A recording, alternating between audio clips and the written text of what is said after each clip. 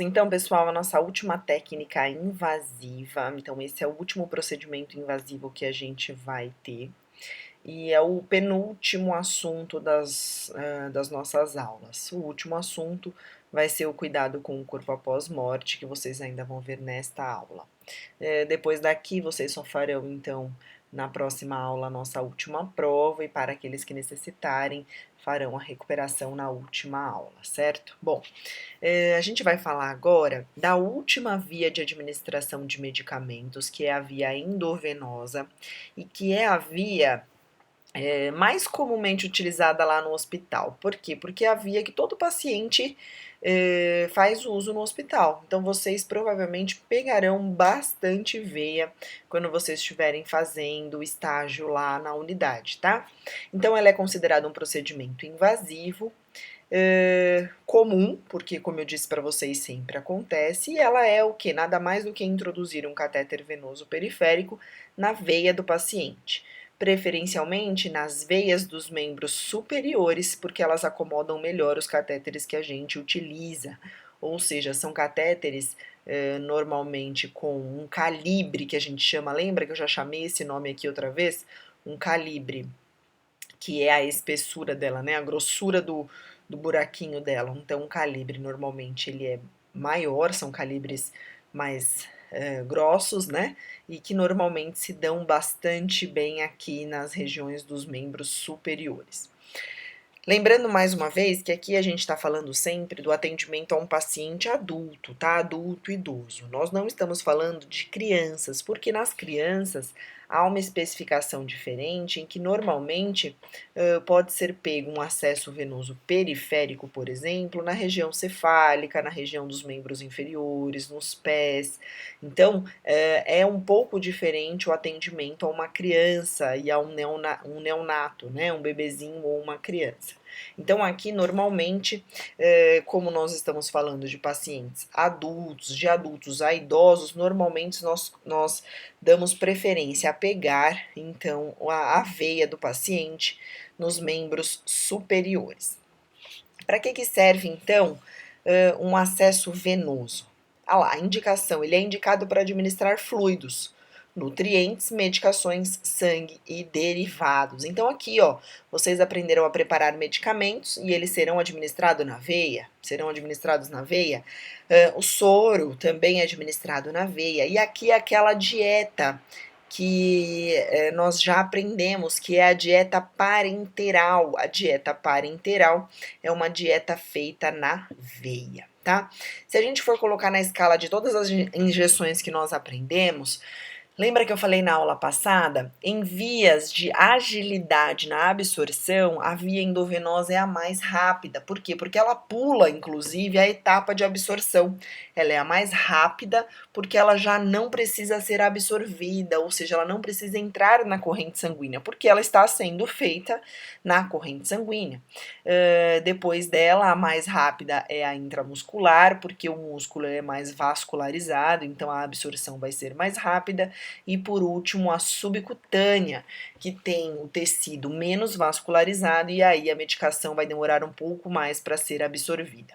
Depois da subcutânea tem a intradérmica, que é a mais lenta de todas, mas que normalmente nós não fazemos dentro da unidade hospitalar. Porque vocês lembram que a intradérmica é necessário que o profissional tenha um curso específico, um treinamento específico para poder fazer a administração desta via. Então, normalmente no hospital nós fazemos subcutânea, intramuscular ou intravenosa ou endovenosa. Olha o nome. Eu estou falando intravenosa e vocês estão lendo aqui endovenosa. São dois termos para o mesmo procedimento. Então, qualquer um deles pode ser utilizado, tá? Então, a gente vai utilizar para fazer remédio, para fazer soro ou para fazer a alimentação parenteral. E aí, mais uma vez, eu reforço, vocês precisam lembrar que tudo que for por via parenteral está dentro da veia, é invasivo. E tudo que for enteral passa pelo trato gastrodigestivo, que nós já vimos nas aulas anteriores. Então, aqui nós estamos falando de medicações ou alimentação através de nutrientes, né, que irão direto para a veia. Bom, E aí a gente precisa lembrar lá da anatomia para entender e relembrar das veias centrais e das veias periféricas. Por quê? Porque os acessos eles podem ser colocados nas veias centrais e nas veias periféricas. Com uma pequena diferença, as veias centrais somente o médico pode passar. Já nas veias periféricas, nós da enfermagem podemos atuar e podemos passar o acesso. Então, as veias mais comuns centrais são subclávia, jugular e femoral. Pode ser que vocês vejam pacientes com catéteres nestas veias. São veias centrais. O que significa ser veia central? Ela vai direto para o coração. É uma veia com ligação direta para o coração. Aqui a femoral, ela passa aqui para a aorta abdominal e vai direto para o coração. A subclávia desemboca direto no coração e a jugular a mesma coisa, desemboca não, né? Elas saem direto do coração. Então, as veias elas têm uma ligação direto com o coração. As veias centrais. Já as veias periféricas, o caminho é mais longo. Então, vejam, a veia cefálica vai desembocar em outro ramo, que vai dar aqui na veia subclávia, para aí sim chegar até o coração. Então, o caminho percorrido por uma veia cefálica é um pouco mais longo. Por quê? Porque ela não desemboca direto lá no coração. Então, quais são as veias que a gente normalmente pega? As periféricas. A veia cefálica, a veia basílica e as veias da mão, que são as veias metacarpianas.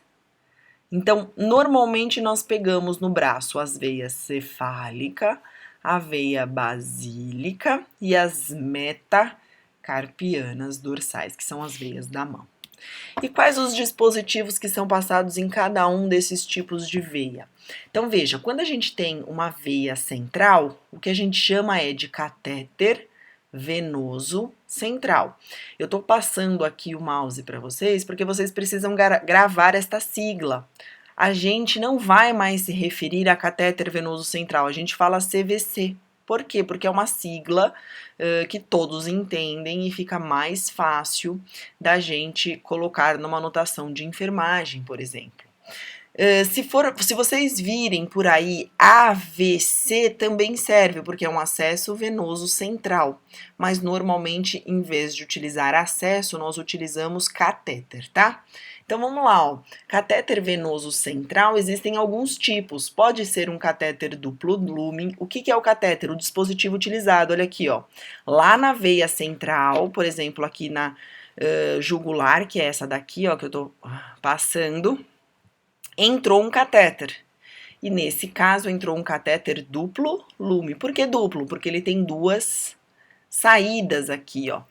E aí, reparem bem aqui no desenho onde eu estou circulando, ó. Ele é central porque ele entrou pela essa veia central, que é a jugular, e ele veio desembocar direto aqui no átrio direito do coração.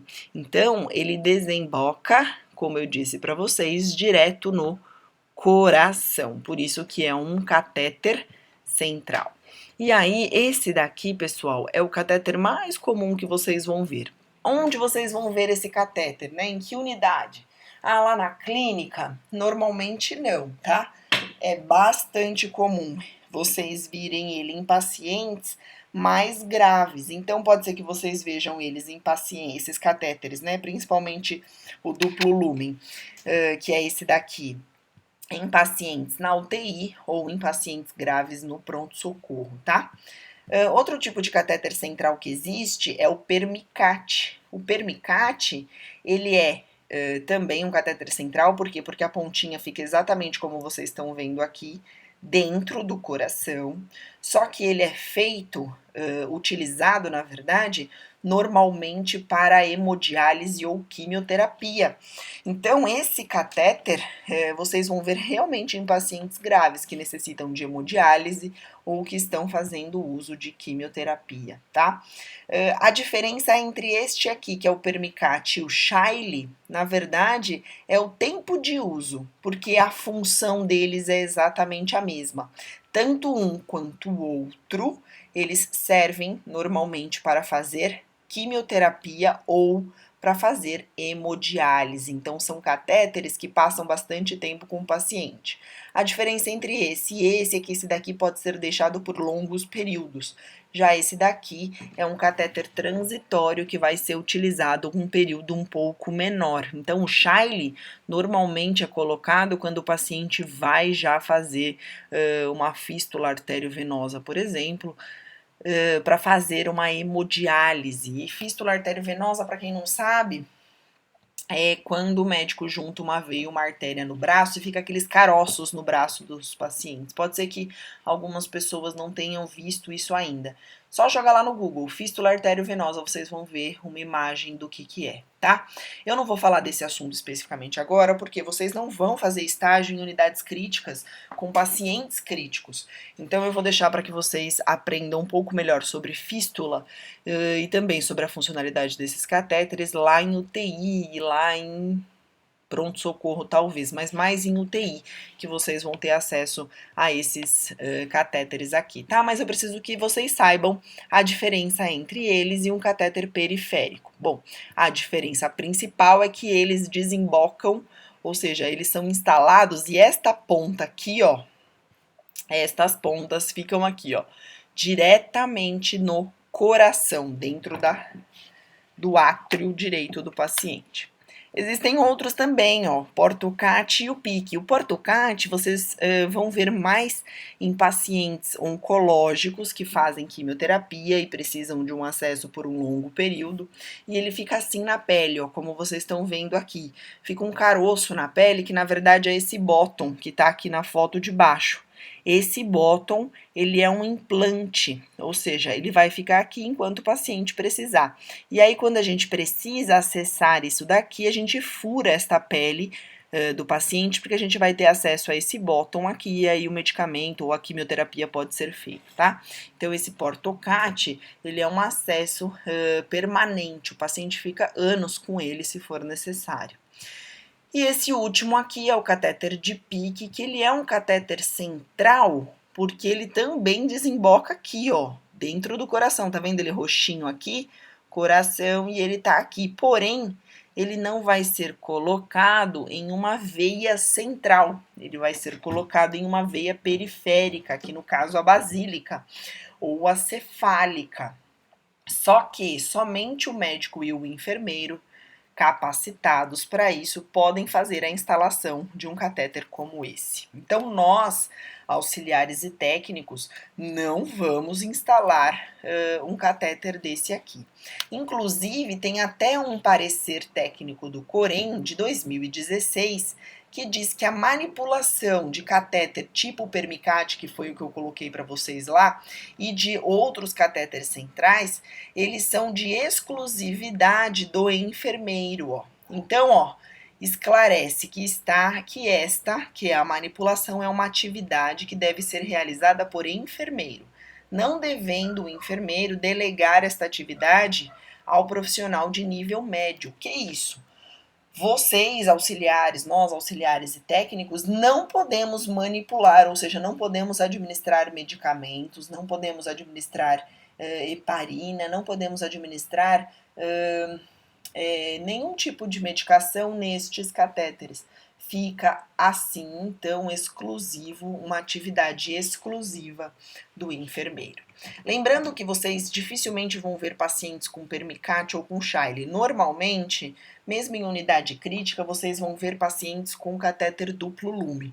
E no duplo lume vocês vão ver que o auxiliar e o técnico mexe, porém, realizar aí qualquer atividade aqui é dito no Corém que é de exclusividade do enfermeiro. Bom, o que então nós vamos fazer relacionados aos acessos? Vocês vão fazer a punção venosa de veias periféricas, ou seja, vocês vão passar catéter venoso periférico, CVP, que são esses dois acessos que vocês estão vendo aqui, ó. Ou nós vamos utilizar o Gelco, esse é o nome comercial do dispositivo não agulhado, que é esse que vocês estão vendo aqui, ou vocês vão utilizar o Scalp, que é um dispositivo agulhado. Qual é a diferença entre um e outro e como que eu vou saber quando que eu escolho um, quando que eu escolho o outro? Se o paciente for permanecer mais do que 2, 3 horas com o dispositivo, a gente dá a preferência para colocar esse dispositivo não agulhado, ou seja, o gel. Se for para fazer uma única medicação lá no pronto-socorro e depois que o paciente receber essa medicação ele for embora, ou se for para fazer coleta de sangue, aqui ó, nós vamos utilizar somente o gelco, que é um dispositivo agulhado, tá? Então, usa quando o paciente vai permanecer internado o gelco e usa quando o paciente só veio receber uma medicação ou coletar sangue, o scalp. Existem vários tamanhos deles, aqui ó, existe catéter A24, que normalmente é utilizado em criança, 22 também, e do 20 para cima, para menor, né? O número, a numeração menor, a gente usa em adultos e com gel, com os scalps, a mesma coisa. Existe scalp 19, que é bem grandão, 21, que é menor, e aqui assim vai diminuindo conforme o número for aumentando. Como que eu vou escolher um ou o tamanho, aliás, de um ou de outro? Quando que eu escolho o tamanho, mais fino ou mais grosso?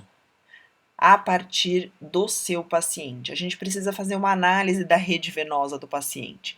Então, a gente vai garrotear o paciente, vai olhar a veia. Se a veia for muito fina, a gente opta por um dispositivo mais fino. Se a veia for calibrosa, ou seja, bem grossa, a gente opta por um gelco ou por um scalp com um calibre maior, ou seja, mais grosso também.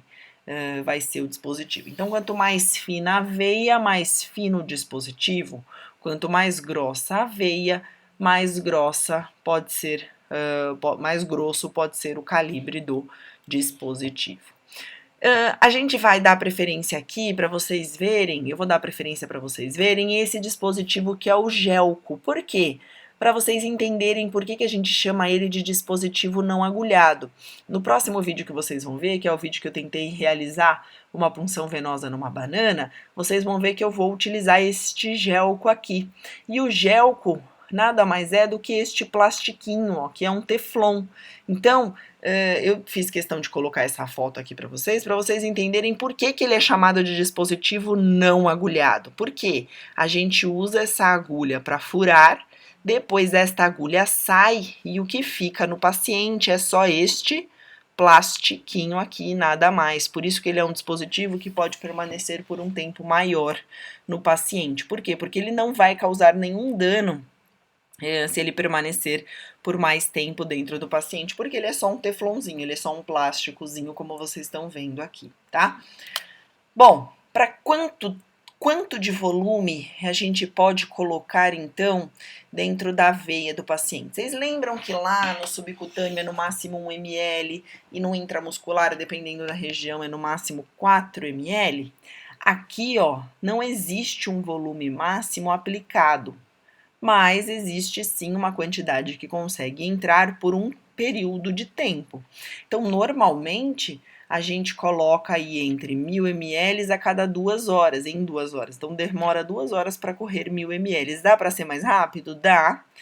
Por quê? Porque não existe um limite de volume máximo que a veia suporta. Existe sim um gotejamento máximo, que vocês aprenderam lá em farmacologia, mas o paciente pode receber quantos litros forem necessários e quantos litros forem prescritos, tá?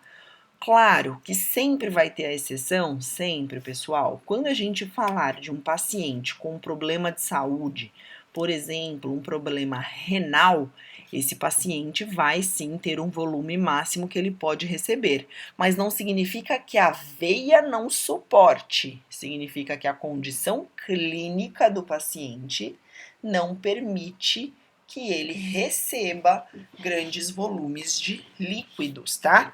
Mas não tem a ver com a veia. A veia vai receber quanto a gente colocar, tá? Aqui eu dei só um exemplo de 1000 ml em 2 horas, por exemplo, mas pode ser 1000 ml em 30 minutos, 1000 ml em 10 minutos, vai depender da grossura da veia. Quanto mais grossa aveia e maior o dispositivo utilizado, mais líquido ela recebe de uma vez só. E como que ela vai receber este líquido? Aqui, ó, a gente chama isso de tipos de terapia infusional. A gente pode colocar em bolos, que é quando a gente faz algo direto, direto na seringa e administra isso em um tempo menor que 1 minuto. Então, quando eu vou fazer uma medicação, por exemplo, em uma situação emergencial, o paciente entrou em parada cardíaca, o coração dele parou de bater. O médico manda eu fazer um medicamento para aquele coração ver se volta. Eu não vou poder colocar no soro e colocar em gotejamento. Eu preciso fazer ele em bolos. Como que é em bolos? Olha lá, ó. Eu coloco ele na seringa e empurro na seringa em menos de 1 minuto. Faço bem rapidinho. Agora, quando o médico pede para que o medicamento seja feito em uma infusão rápida, eu posso fazer ela entre 1 hora e meia lá, ó, entre 1 hora e 30 minutos. Em meia hora, por exemplo, eu consigo fazer uma infusão rápida. Significa que em menos o médico quer que o medicamento seja feito em menor tempo. Então, infusão rápida, por exemplo, em 30 minutos, é necessário que eu coloque esse medicamento em um soro para que ele seja gotejado, porém o gotejamento vai ser bem rápido. A infusão lenta, também o medicamento vai ser feito dentro do soro, mas vai demorar mais tempo para ele ser infundido. Ah lá, entre 30 e 60 minutos. Aqui eu falei errado, gente, não é 1 hora, é entre 1 minuto e 30 minutos, tá? Então, infusão rápida é quando eu coloco o medicamento dentro do soro e ele demora até 30 minutos para correr. Infusão lenta é quando ele demora até 1 hora para correr. Por que eu falo que tanto a rápida quanto a lenta eu preciso colocar no soro? Porque a nossa mão não tem controle para saber aqui quanto tempo vai levar. Então, eu não consigo saber quanto que eu vou empurrar na seringa para que isso dure 30 minutos, muito menos para que isso dure 1 hora. Por isso que vocês aprendem o cálculo de gotejamento e vocês aprendem a fazer o medicamento em 30 ou em 60 minutos ou em 45 minutos, vai depender do que o médico quer, tá? E também a gente tem as infusões contínuas. Quando que ela vai ser contínua? Quando o médico passa para que ela corra em 60 minutos, em um tempo superior a 60 minutos. Bom, eu quero que aquele soro de 500 ml corra de 8 em 8 horas. Não tem isso lá nos exercícios de gotejamento que vocês viram? Então, de 8 em 8 horas significa que é um tempo maior do que 1 hora e aquilo ali vai ficar ininterrupto, ou seja, aquele soro vai correr dentro de um período de 8 horas e ele só vai ser trocado quando acabar dali 8 horas, ou seja, eu não vou interromper a infusão. Então, eu posso chamar de infusão contínua, ou seja, nunca ela é interrompida, ela sempre vai estar gotejando, tá? E a administração intermitente é quando ela não é contínua. Por exemplo, aqui, ó, eu preciso fazer um remédio a cada 6 horas. Então, eu vou fazer um medicamento agora ao meio-dia, ele vai correr em 20 minutos. Terminou os 20 minutos, ele não fica contínuo até as 18 horas, não. Terminou, eu jogo todo o dispositivo fora e depois, às 18 horas, dali 6 horas, é que eu vou instalar um novo medicamento para correr de novo em 20 minutos. Então, quando eu falo que ele é intermitente, significa que eu vou fazer ele em horários específicos. E quando ele for contínua, eu vou fazer sempre, ele nunca vai parar de gotejar. O que é importante que vocês saibam? Toda medicação feita em seringa, ela vai ser considerada bolos. E toda medicação feita na bolsa de soro, ela vai ser considerada uma infusão. E aí ela pode ser rápida, lenta, contínua ou intermitente. Bom, como toda infusão, eu posso ter um problema. Que problema é esse que vocês vão muito ouvir falar quando fizerem uma medicação intravenosa? A tal da flebite. Todas as vezes que eu faço uma medicação endovenosa, o paciente pode apresentar estes problemas que vocês estão vendo aqui no desenho. Então, ele pode ter um edema local, ele pode ter um eritema, que é essa vermelhidão, ele pode ter um hematoma ou uma equimose, que é essa parte mais esverdeada aqui, ele pode ter dor no local, ele pode ter calor e o endurecimento do local. Então, quando ele tiver algum destes problemas que vocês estão vendo aqui na lateral, dor, eritema, edema, calor, endurecimento, hematoma ou equimose, tudo isso vai ser considerado uma flebite, ou seja, uma inflamação da veia. E isso é um problema. Ou seja, eu tenho que parar a infusão daquele local, porque não posso continuar a infusão uma vez que o paciente está com um problema, tá? A flebite, ela vai ser ou mecânica, ou química, ou infecciosa. A mecânica é quando a gente utiliza, por exemplo, lembra que eu falei que a gente escolhe uma veia? Se a veia for fina, eu não posso colocar um dispositivo grosso. Então, se eu colocar um dispositivo muito grosso em uma veia muito fina, eu vou causar uma inflamação da veia. Significa que eu estou causando uma flebite mecânica. E aí o paciente vai apresentar todos aqueles sintomas que a gente viu. Ele pode ter edema, ele pode ter dor, ele pode ter eritema, ele pode ter hematoma, ele pode ter equimose, ele pode ter o endurecimento do local, tá? Então, se eu colocar um dispositivo maior do que o que a veia aguenta, é considerado uma flebite mecânica. A flebite química é talvez a mais comum que vocês vão encontrar por aí. Porque algumas medicações, elas são irritantes, aqui ó, irritantes ou vesicantes, esse é o nome, da veia. O que é isso? Elas provocam aqueles sintomas de flebite que vocês viram lá. Então, o antibiótico, por exemplo, se ele não for muito bem diluído, ele pode causar uma flebite, então ele causa a inflamação da veia. E aí ela vai ser considerada uma flebite química. Por quê? Porque ela foi provocada por um agente químico, ou seja, por um medicamento. Mas a flebite também pode ser infecciosa. Como que eu vou ter uma flebite infecciosa? Bom, a punção venosa, vocês vão ver no próximo vídeo, ela é considerada um procedimento invasivo, como eu falei, mas um procedimento de técnica estéreo, de técnica limpa, porém o dispositivo é estéreo. O que significa isso? Que eu não posso contaminar a ponta do dispositivo. Se eu contaminar a ponta dos dispositivos, vocês vão ver eu falando isso no próximo vídeo, eu contamino aquela região e eu posso levar ao paciente uma bactéria na rede venosa. E aí eu posso causar uma flebite infecciosa, ou seja, eu levo uma contaminação bacteriana na região da veia e aí eu provoco uma inflamação nessa região, tá? Então a flebite, o nome já diz, flebe, veia, ite, inflamação. Flebite é a inflamação da veia. E esta inflamação pode ser provocada por um dispositivo mecânico, por uma medicação, que é a química, ou por uma bactéria que vai ser considerada uma infecção, certo? Bom, e aí, como que eu sei então que o paciente apresentou flebite? De novo, ó, se eu vou olhar o dispositivo e tem essa vermelhidão, ele está com um eritema. Pessoal, eu preciso agora que vocês parem esse vídeo e que vocês anotem estes nomes. Por quê? Porque não pode falar que estava vermelho. Vocês têm que utilizar o nome correto. O nome correto é eritema. Ou, anotem aí, eritema ou hiperemia com H.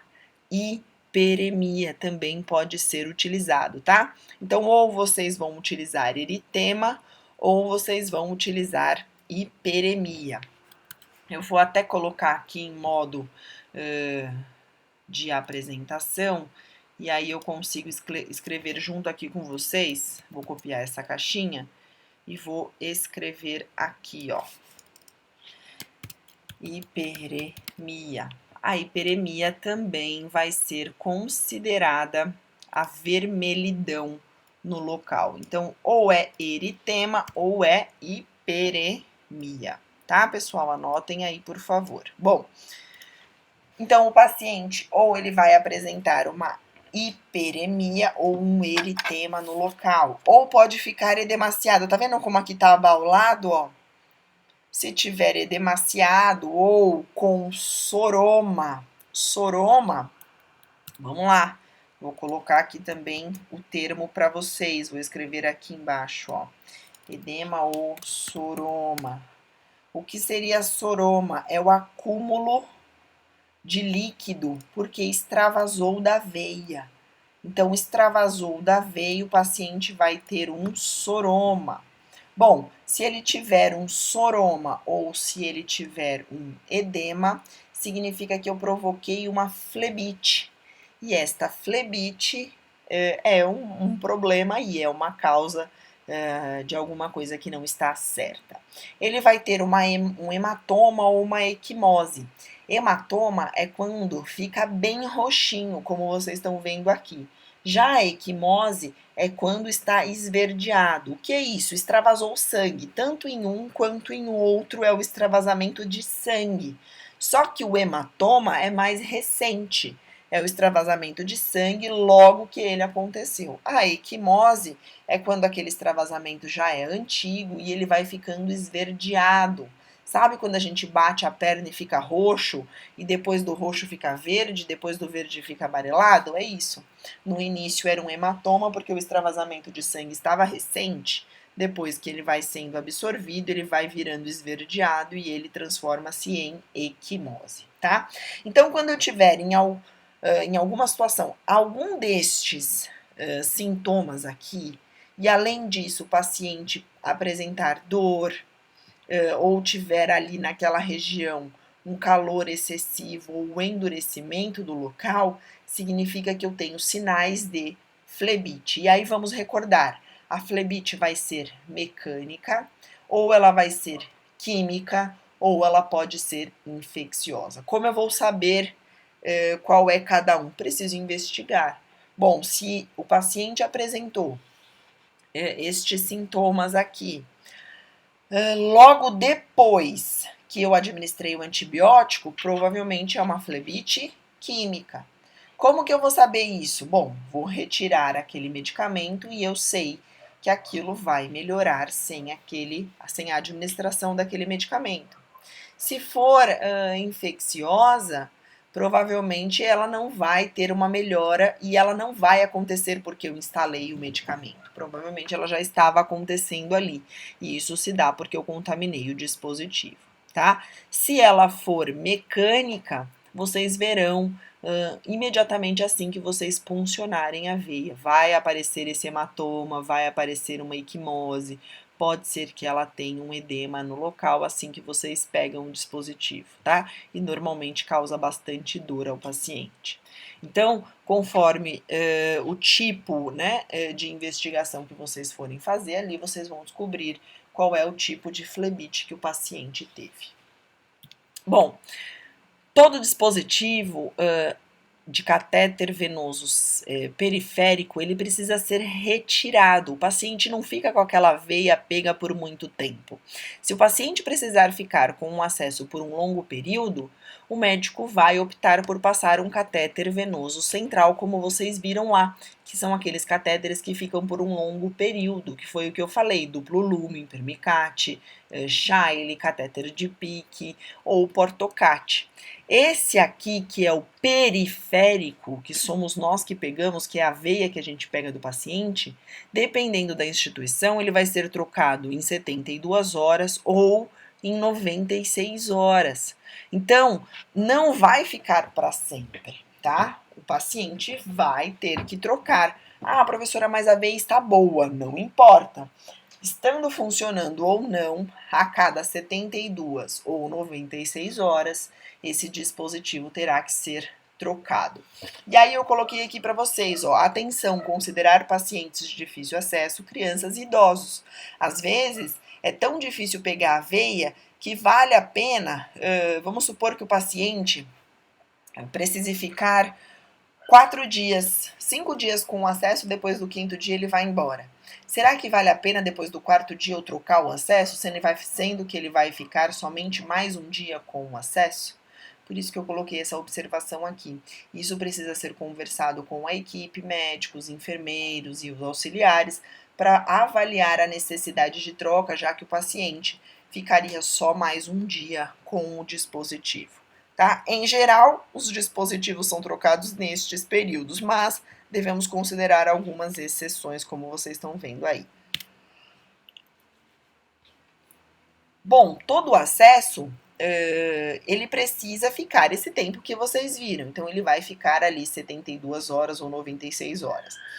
Quando eu preciso fazer pontualmente uma medicação, para que eu mantenha este acesso permeável, com permeabilidade, e para evitar que eu tenha qualquer tipo de complicação, ou seja, que eu tenha uma flebite, por exemplo, é necessário que eu mantenha este acesso salinizado. O que é isso? O acesso salinizado significa que eu vou introduzir soro fisiológico, tá vendo uma seringa aqui com soro fisiológico? Eu vou introduzir soro fisiológico aqui, neste dispositivo, e isso vai fazer com que eu mantenha este acesso pérvio, ou seja, permeável, com permeabilidade, e vou prevenir que ele tenha complicações. Então, sempre depois que vocês administrarem medicamento, nutrientes ou qualquer tipo de solução medicamentosa, é necessário que vocês façam a salinização deste acesso. Então, para que serve a salinização? Para manter o acesso permeável ou permeabilizado ou com permeabilidade, e serve também para prevenir complicações como uma flebite, por exemplo. E aqui, pessoal, eu coloquei para vocês o passo a passo bem detalhado de como faz a punção venosa do paciente. Eu vou deixar para que vocês pausem o vídeo e escrevam esse passo a passo. Eu não vou ler esse passo a passo aqui, porque tanto tem no livro de vocês, quanto eu também vou passar no próximo vídeo e em alguns outros vídeos que eu coloquei para você, que eu vou colocar para vocês, tá? Então leiam. Aqui tem desde a lavagem das mãos e nunca se esqueçam, pessoal. Para fazer este procedimento, como ele é um procedimento invasivo, é necessário que o profissional utilize os EPIs. Neste caso, quais os EPIs que a gente deve utilizar?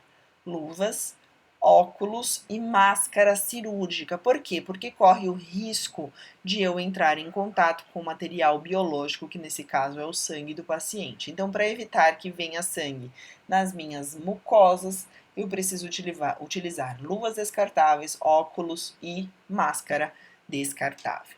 Então, aqui tem todo o passo a passo, aqui é a continuidade e aqui a finalização do passo a passo, do passo a passo de punção venosa, tá?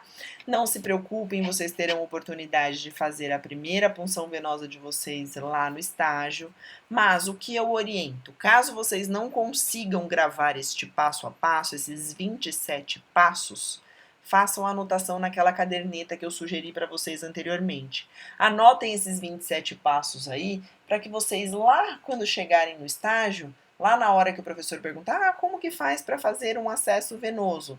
Que vocês já saibam qual é a sequência que deve ser utilizada para fazer uma punção venosa.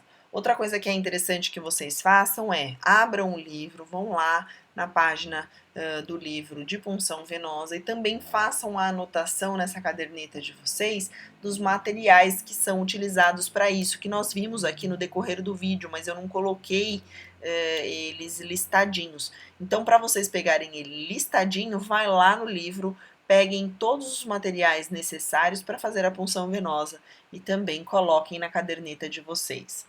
Façam isso também, pessoal, com as técnicas de administração intramuscular e subcutânea. Isso vai ajudar muito vocês lá na hora do estágio, tá? Eu vejo vocês no próximo vídeo com o nosso último assunto da nossa matéria. Até já, pessoal!